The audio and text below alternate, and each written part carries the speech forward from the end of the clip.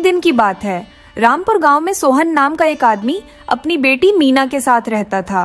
सोहन लकड़हारा था जो जंगल से लकड़ियां काट कर गांव में बेचता था और इस तरह अपना गुजारा करता था।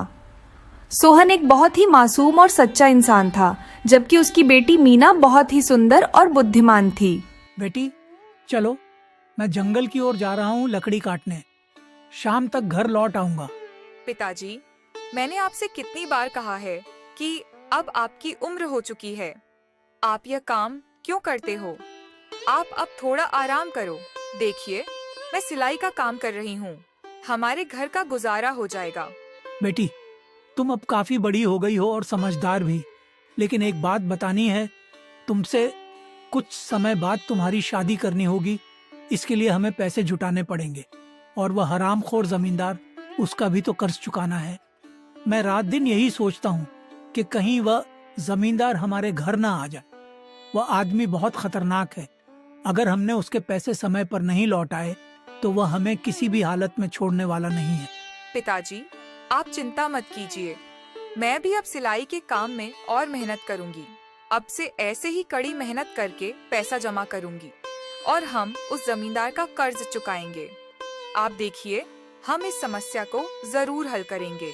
सोहन बिना कुछ कहे चुपचाप अपने काम पर निकल जाता है। वह जंगल की ओर बढ़ता है और लकड़ियां काटने चला जाता है।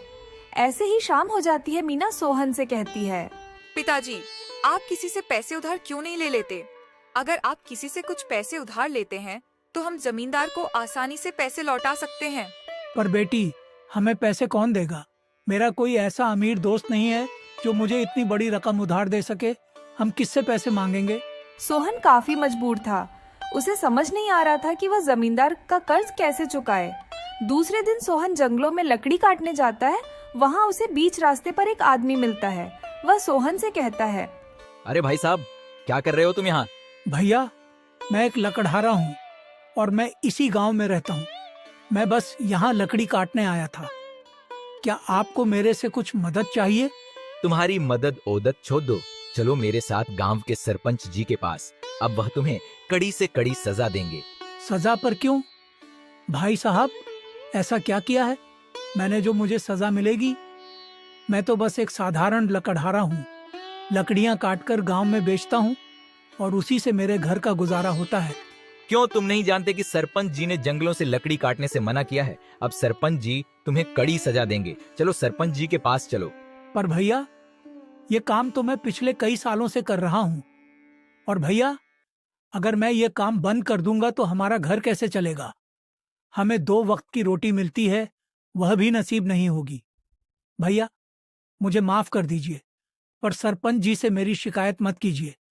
अगर मुझे ये बात की जानकारी होती कि सरपंच जी ने मना किया है तो मैं आता ही नहीं। ठीक है, अगर तुम चाहते हो कि मैं तुम्हारी शिकायत सरपंच जी से ना करूं तो तुम्हें मुझे कुछ पैसे देने होंगे। अगर तुम मुझे पैसे नहीं दोगे तो मैं सरपंच जी से तुम्हारे बारे में सारी बात कह दूंगा। पर भैया, मैं कहाँ से पैसे लाऊंगा? मैंने आपको बताया था, मैं काफी गरीब हूँ। मैं कहाँ से पैसे लाऊंगा? तुम मुझे काफी भोले और नेक इंसान लगते हो। एक काम करो, तुम मुझे कल तक पैसे लौटा दो। कल मैं इस समय इस जगह पर मिलूंगा। तुम कल यहाँ आकर सारे पैसे लौटा दो, वरना देख लेना। सोहन काफी घबरा जाता है और घर की ओर लौट जाता है। दरअसल वह सरपंच जी का आदमी एक चोर था जो भोले भाले गांव वालों को डरा धमाका कर पैसे लूटता था। क्या हुआ पिताजी, आप क्यों इतने चिंतित लग रहे हैं? अगर आपको जमींदार का कर्ज चुकाने की चिंता सता रही है तो अब आप चिंता मुक्त हो जाएं, क्योंकि आज मुझे दूसरे गांव से कई सारे कपड़े बनाने का ऑर्डर मिला है, जिसकी कुल कीमत 500 तक है। तो अब पैसे आते ही हम जमींदार को उसके सारे पैसे लौटा देंगे।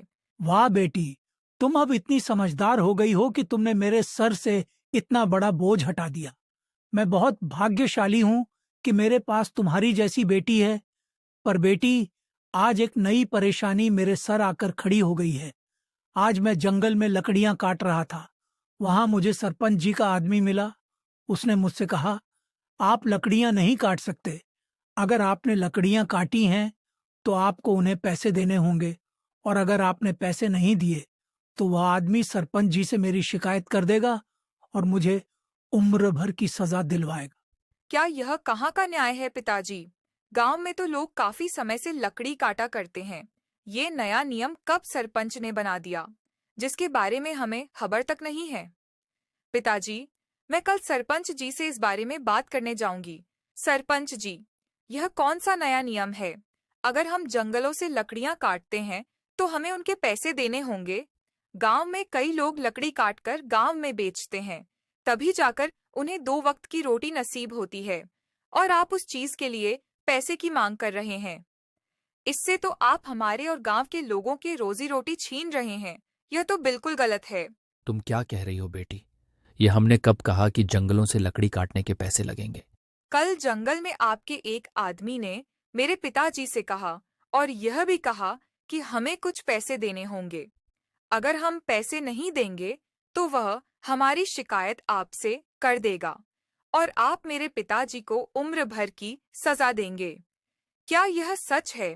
नहीं बेटी, मैंने तो ऐसा कोई नियम नहीं बनाया है।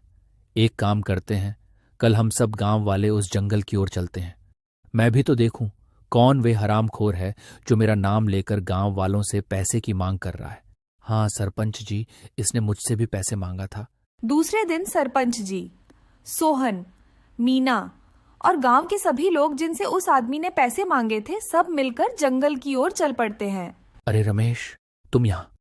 अच्छा, तो तुम हो जो गांव वालों से लकड़ियां काटने के बदले में पैसे मांग रहे हो? क्यों रमेश, तुम ऐसा क्यों कर रहे हो? मैंने तुम पर कितना भरोसा करके तुम्हें अपने साथ काम पर रखा था, ये सोचकर कि तुम गांव वालों की मदद करोगे और जंगलों की देखभाल भी। लेकिन तुमने तो मेरा भरोसा तोड़ दिया। रमेश, मुझे तुमसे यह उम्मीद नहीं थी। मुझे माफ कर दीजिए सरपंच जी, मैं लालच में आ गया था। अब से मैं ऐसी गलती नहीं करूंगा, मुझे माफ कर दीजिए। माफी मांगने का वक्त अब गया रमेश। तुमने गांव वालों को मेरा नाम लेकर डरा धमका कर लूटा है। तुम्हें ऐसा नहीं करना चाहिए था।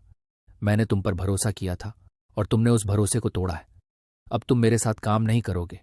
मैं तुम्हें इस बात की कड़ी सजा दूंगा ताकि तुम्हें और दूसरों को यह सीखने का मौका मिले कि गलत काम का कोई भी परिणाम होता है। वह आदमी सारे गांव वालों को उनके पैसे लौटा देता है। अब गांव वाले अपना काम बड़ी खुशी से करने लगते हैं।